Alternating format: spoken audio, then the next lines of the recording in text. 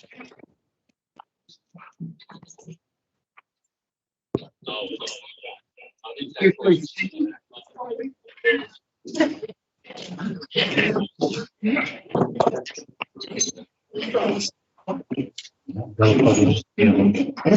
have a problem already with the sound.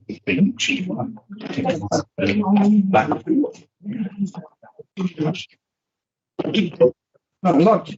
Right.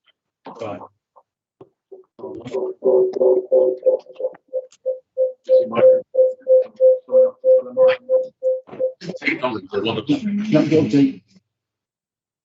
Just with the television. Let me come on this. We don't want to. No.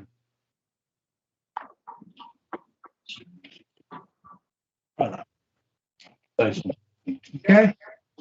No. Are we fine to go? Yeah.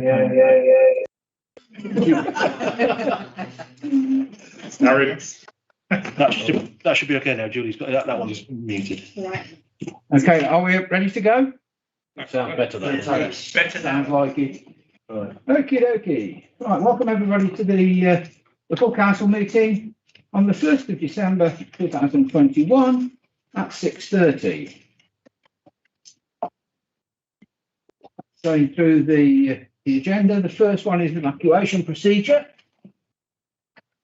There is a location plan of the exits and the assembly point situated on the doors of this room.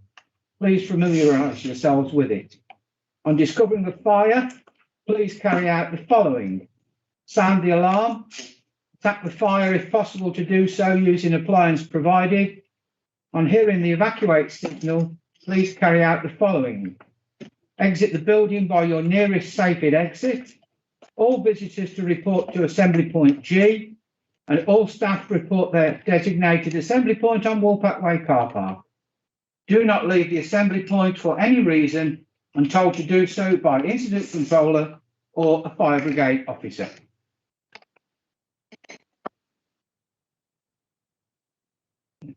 There's one thing I'd just like to add on the COVID side to minimise the chance of any dispersal of any nasties.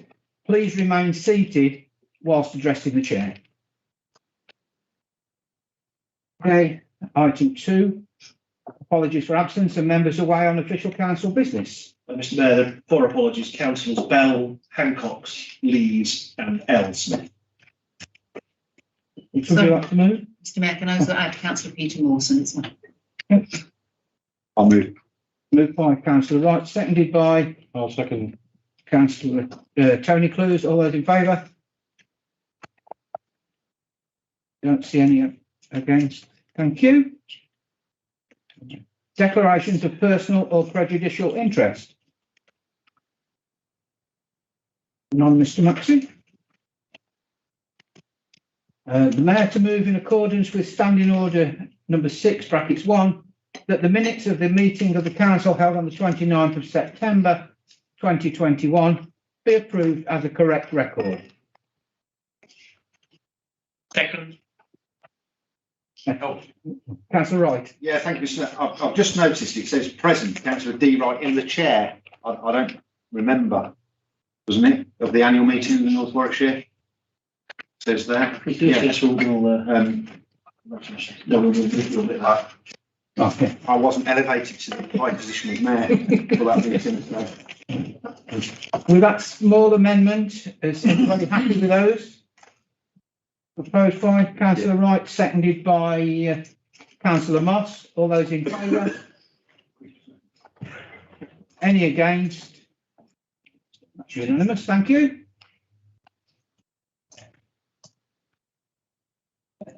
Right, to receive the Mayor's announcements. The first one is, it's sad to report that we've had 2 people pass away since our last meeting. The previous councillor, David Smith, and Kieran Amos, who was the Chief Fire Officer, who didn't enjoy, unfortunately, a very long retirement. I'd just like us to bow our heads to remember those 2 people at this time. Thank you.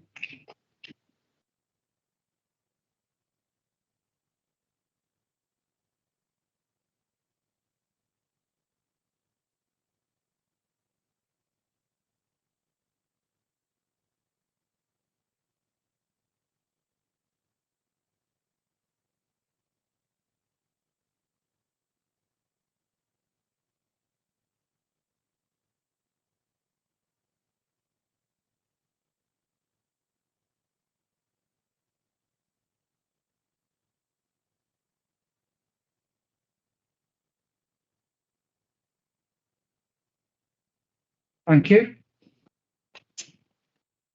Sorry, councillor Riley, sorry. Mr. Mayor, with your permission, can I just say a couple of words about David Smith and the matter? Of course. About hearing. Of course. I was best friends with David Smith's son, so I knew him when he was a councillor. I knew him when he represented Ward Troughton. And what I would say is he came in as an independent, albeit he ended up as a conservative. He was a genuine good man who only did things that were for the benefit of the community, who committed to keeping a number of the community events in Ward Troughton going, which took loads of work. You know, he led the Scouts, he led the Carnival Committee, he was part of the parish council. And, you know, it feels a shame to report his passing tonight, but to also recognise just the good things that he did. So I celebrate David Smith's contribution to Ward Troughton and his life as a member. In terms of Kieran Amos, I know that all of you that have known the Chief and Fire Officer, indeed he came and addressed Special Sub not 3 months ago, are absolutely shocked at the fact that he should suffer an illness and fatality so quickly. I had a fair bit to do with Kieran, you know, and he was another good bloke. Even though he was a senior member of the county council, he was a nice man. He was prepared to listen. He was prepared to consider and debate. And while, as part of the team here, we've had some interesting challenges with Warwickshire Fire and Rescue, Kieran remained acutely professional and respectful throughout. Again, Mr. Mayor, I'm sorry to hear of his passing. I have great respect for him. Thank you, councillor Riley. Anyone else? Councillor Dervick. Councillor Dervick. If I could just add to that I had quite a lot to do with him at the county as well, and as well as being Could you actually speak up a little bit, please, as well as councillor being Dervick? a nice bloke, he was a very hard worker. He worked for all of Warwickshire all the time that I knew him, and he was a big loss to the county and to the borough when he retired, and it is very, very sad news that he didn't get to enjoy that. Yeah. Thank you. Moving on. The mayor's announcements. I've done 3 visits over the period. Firstly was the Coleshill remembrance, and I will say with Councillor Simmons, it was extremely well run, and we had the weather there, which made the whole thing. But it was a very enjoyable morning's parade and extremely well run. I went to Tamworth Castle on visit there on the invitation of the mayor there. Again, a very, very enjoyable day or evening.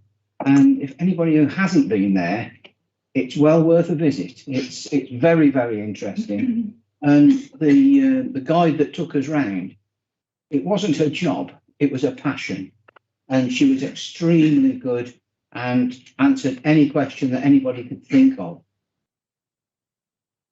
The third one is I went to Dickens. Unfortunately, that was cut down by the weather, which was appalling.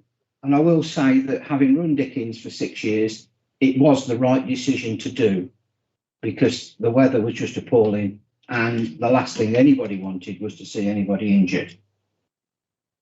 Lastly, I'd just like to mention about the clinic that's run here, the COVID clinic, and mention Mr. Maxey, who has done a sterling job in liaising with the authorities that be, because all the council, what our council is doing is supplying the venue. Mr. Maxey has done a sterling job in liaising with them, and I believe that will carry on, and looking at extending days and hours to accommodate the people that are working. And as I say, congratulations to Mr. Maxey. Thank you. Moving on, item 6, to answer questions from members and public pursuant to standing order number 7. No questions received. No questions received. Okay, thank you. And item number 7, to receive and consider the minutes and notes of the meetings of the Planning and Development Board, 6th of September, 4th of October, and the 1st of November. Councillor Simpson, if you would present.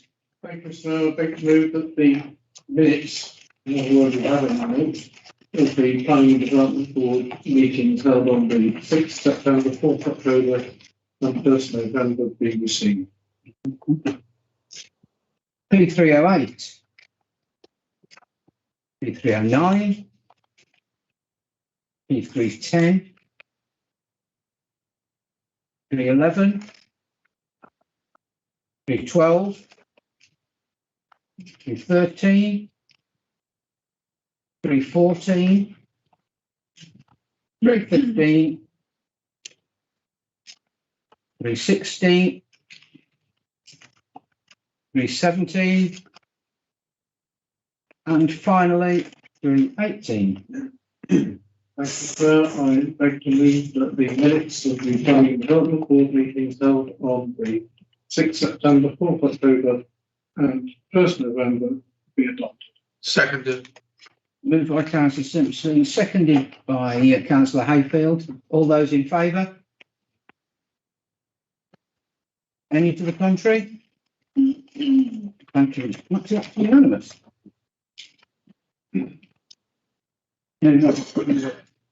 Item 8 on the agenda.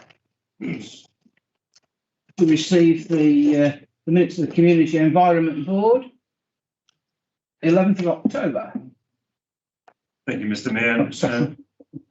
I move that the minutes of the Community Environment Board on the 11th of October be received. Okay, thank you. Right, P319. 320. Sorry. Thank you, sir. I'd just like to welcome the decision that the board made at item 16 for the Her Majesty's Platinum Jubilee celebration and the grant scheme. The last time we had a Jubilee, we had a similar scheme, and it was extremely beneficial to many communities across the borough. And I sincerely hope that this scheme will have a similar take-up and will be well opportunity. We have never had a sovereign who's reigned for as long as the Queen, and I think it's entirely appropriate that people have the opportunity to celebrate in whichever way they feel. And this is, to my mind at least, a very welcome decision. Thank you, Councillor Simpson. Councillor Singh. 17B. I would like to welcome the Borough Councillor entering into a long-term lease agreement with the Addison Sports Club, which incorporates rugby, hockey, cricket and football. Hopefully this will open avenues of funding for them and further advancement of all sports included. Thank you very much. Thank you, Councillor Singh. P320. P321. And finally, P322. That's moved by Councillor Parker, seconded by Councillor Marion Humphries. All those in favour? Any to the contrary? Unanimous, Mr. Maxine. Right, moving on to the minutes of the special sub. Councillor Jones. Councillor Denise, please. Oh, sorry. Thank you, Mr. Mayor. I'd like to move that the minutes of the special subgroup held on the 2nd of November be received. Thank you. I'll apologise. I was looking at the thing. It's Councillor Jens that actually chaired the meeting. I apologise for that. P323. Okay. Thank you, It's Mr. Mayor. presented by Councillor Clues, seconded by Councillor Hayfield. All those in favour? And the minutes of the special subgroup held on the 2nd of November be adopted. Thank you.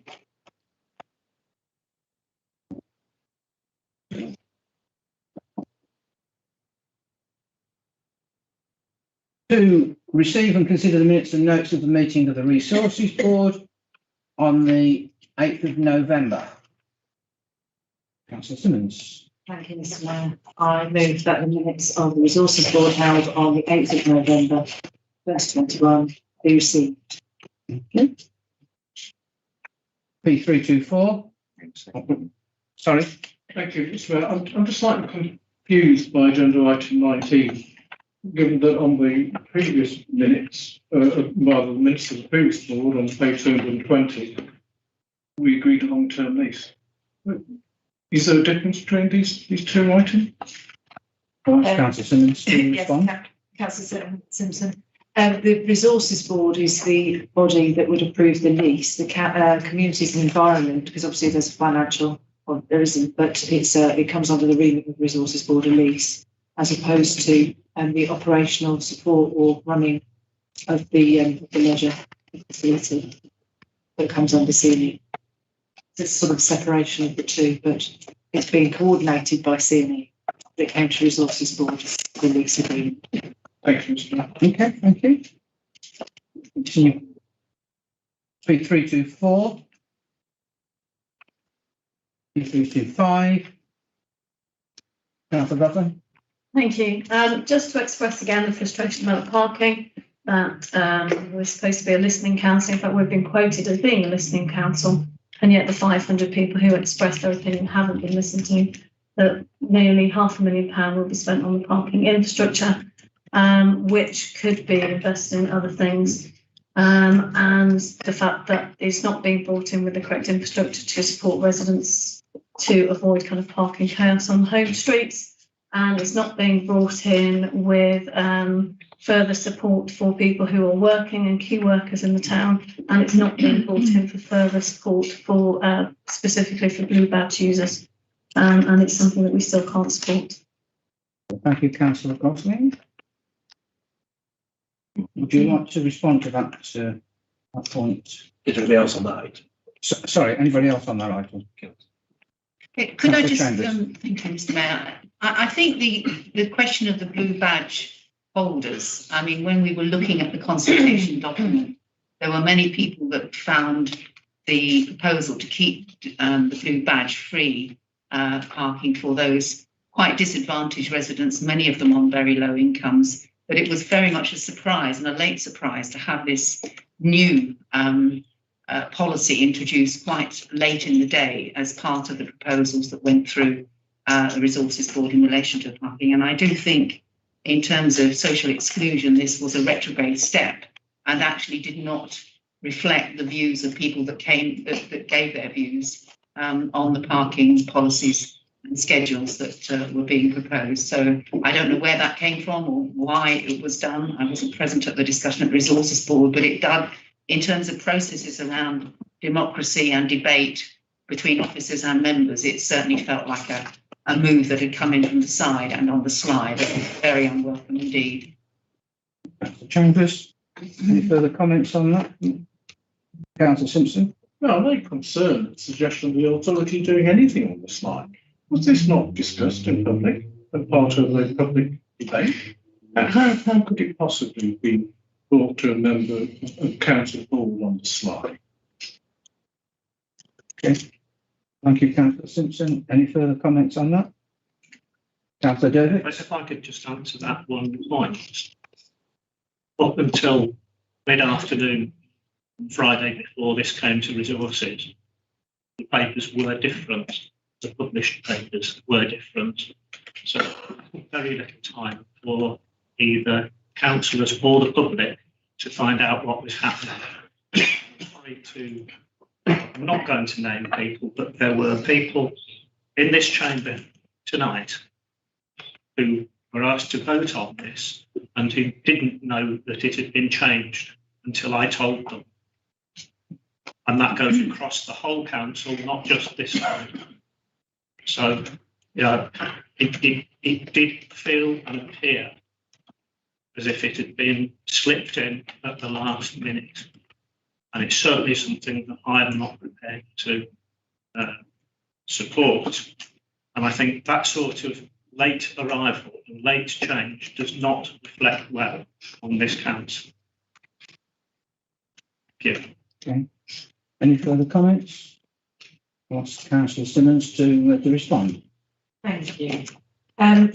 Following on from obviously that resources board, but prior to that, there'd been a huge amount of listening to residents. In fact, we extended the consultation, we took additional time and actually moved which resources board this would actually be discussed at, to give more time to that consultation, to give more people a chance and an opportunity to respond. And as you're quite right, 500 people did that. The original proposal was that there would be a free of charge time of an hour. It was moved to 2. In some areas, through the working group, we talked about appropriate charging in different car parks, and as you'll know, the Dordon car park does not have a charge applied. When we're talking about quick churn and responding to that in the Aston car park, for, and keeping that free for its entire use. We've responded to a lot of the queries that were shared by within that consultation. So I think that it's quite wrong to say that we haven't listened, because we've listened and we've changed. We may not have, gone completely the other way and taken away our proposal entirely, as some might hope.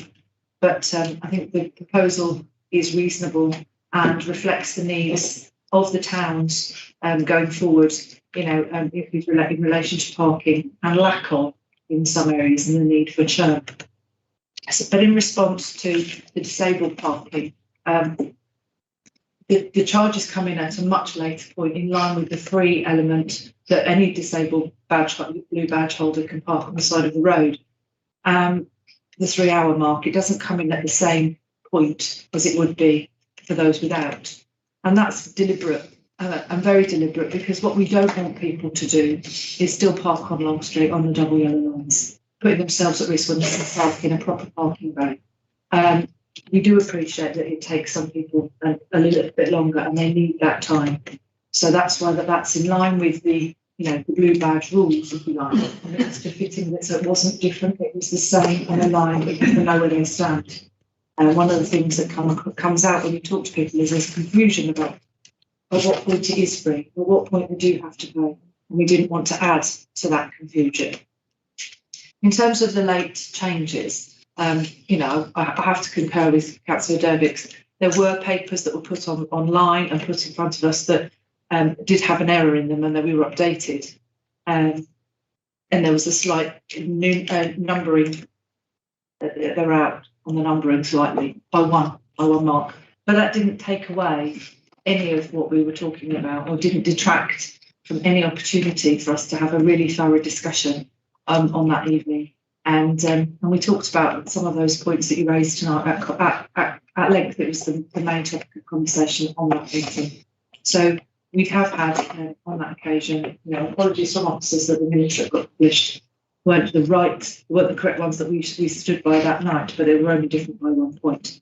And we all had that opportunity to go back and have a look at that on the evening. So with that in mind, what I would like to do is, given that everyone's spoken on that, is move that these minutes are. We need to go through the remaining pages. Oh, we're not done with that. No. Got one at the end. Sorry, everyone. It's ahead of myself. Okay. P326. And finally, P327. We'll say that there is a further vote on this for a recommendation. It's 10B. That is 10B. Totally separate vote for that. This is the accuracy of the minutes of that meeting. And everything within that meeting, apart from 10B, was resolved. So back to Councillor Simmons to move that they be now adopted. Okay. Thank you. I now move that these minutes that we've just gone through are adopted. I'll second that, Mr. Mayor. Moved by Councillor Simmons, seconded by Councillor Dave Humphreys. All those in favour? All those against?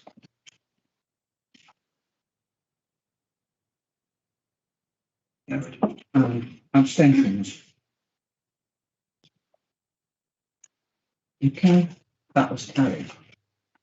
Item B, 10B, which was the recommendation within the Resources Board. I'll ask Councillor Simmons to present. Thank you. It was the fourth item on that agenda item, but the fourth item wasn't to be resolved by Resources Board. The fourth item is to come to full council. So I move that we approve a capital budget of £465,000 to cover the cost of the necessary improvements to the services, the capacity and the charging infrastructure and signage ahead of the implementation of the new PPO schedules that are in Appendix A. I'll second that. Moved and seconded. Any further comments?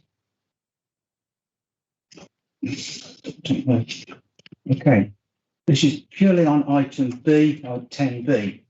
All those in favour?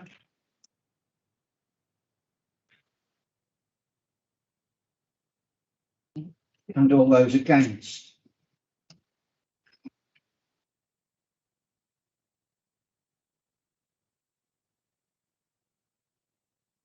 Thank you. Sorry? Any abstention? Any abstentions? That's carried. It's carried. Okay, thank you. Right, item 11, to receive and consider the minutes of the meeting of the Executive Board on the 22nd of November 2021. Thank you, Mr. Mayor. I move that the minutes of the Executive Board held on the 22nd of November of this year be received. Okay. Seconded by Councillor Hayfield. 2328. Councillor Gosling. Thank you. This was raised on the night again, so it has been up for discussion, but I do still wish to appeal that some of the funding that was taken from our community hubs be reinvested or at least be made available for the development of a new type of hub. We understand that the old model is defunct and has moved away from that, but the hubs are important. They were significantly important alongside other partners last winter and the winter before. And I do think that they need to be maintained at some level, and there needs to be some more investment into them. Thank you, Councillor Gosling. Anybody else on that point? Councillor David Humphries. Mr. Mayor, I remember when this all come about, the first amount of funding was about to put them in place, support them until they were settled, and then it was supposed to be self-funded. And I think we've gone beyond that, and it's now time for them to stand on their own. And I actually do believe the use is where everybody thinks it is. Thank you. Thank you. Any further comments? Councillor Wright. Sorry, Councillor Simmons. Just a really small point. In the calendar of meetings that we went through, there isn't a resources board until September from April. Is it missing the June one?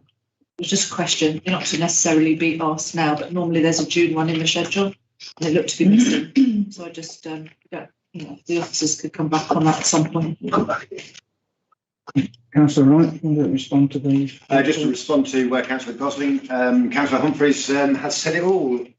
So I thank Councillor Humphries for his intervention. Okay, thank you. P329.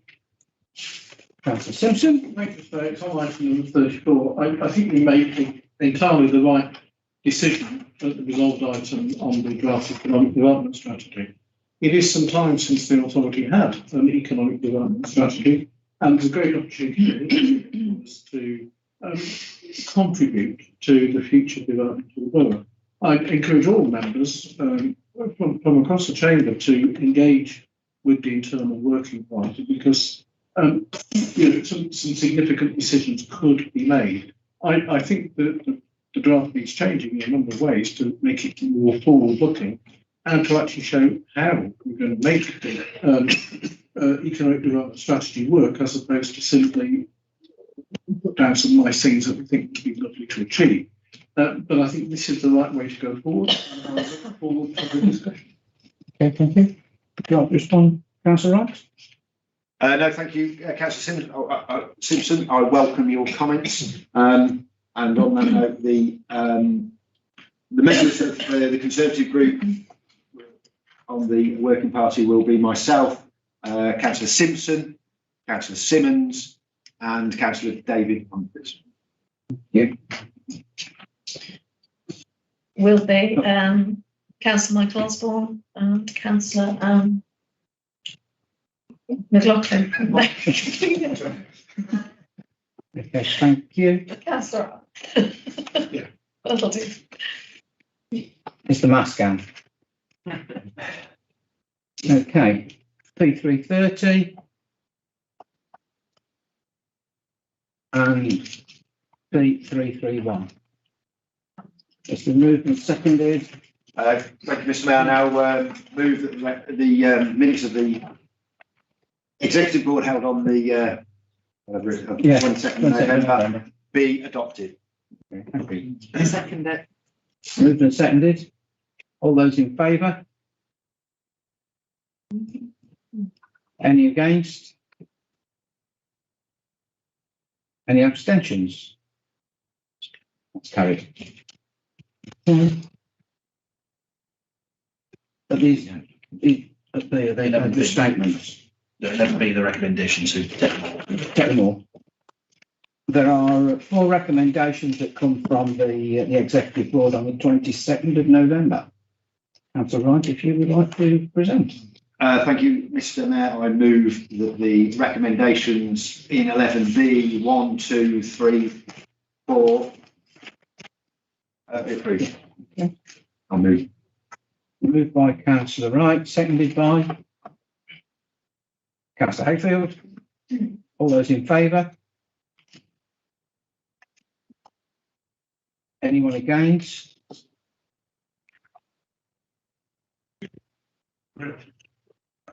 That's carried. Thank you.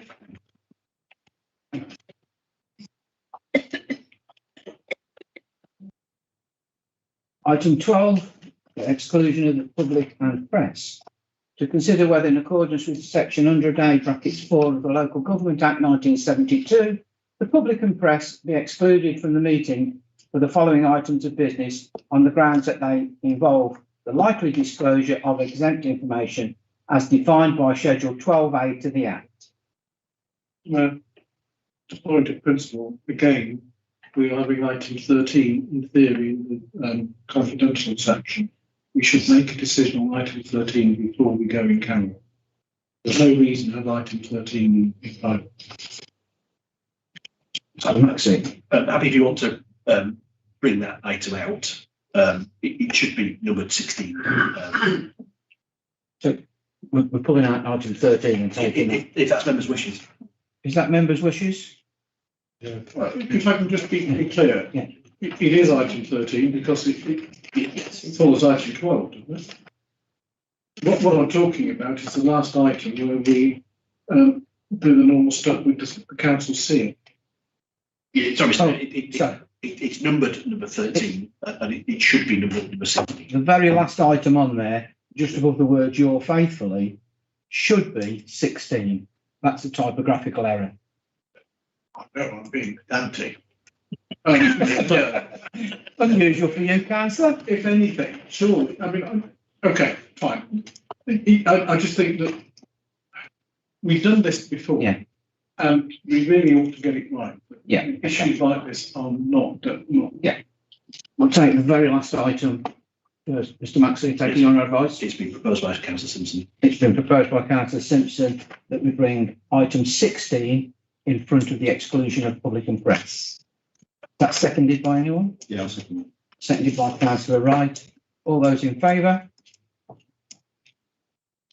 Anyone against? Any abstentions? Okay. Move recommendation, Charles. Second. Why don't we take a vote on items numbered at 13 at the bottom, which is actually 16, to authorise the Chief Executive in accordance with Article 13.05 of the Articles of the Constitution to sign and seal on behalf of the Council any orders, deeds and documents necessary to give effect to any resolution of the Council. All those in favour? Any to the contrary? Any abstentions? It's unanimous, Mr. Maxine. Right. To go back to item 12, then exclusion of the public and press. I'll repeat what was said before. To consider whether in accordance with section 100A, bracket 4 of the Local Government Act 1972, the public and press be excluded from the meeting for the following items of business on the grounds that they involve the likely disclosure of exempt information as defined by Schedule 12 to the Act. All those in favour? Any to the contrary? Any abstentions? Unanimous, Mr. Maxim.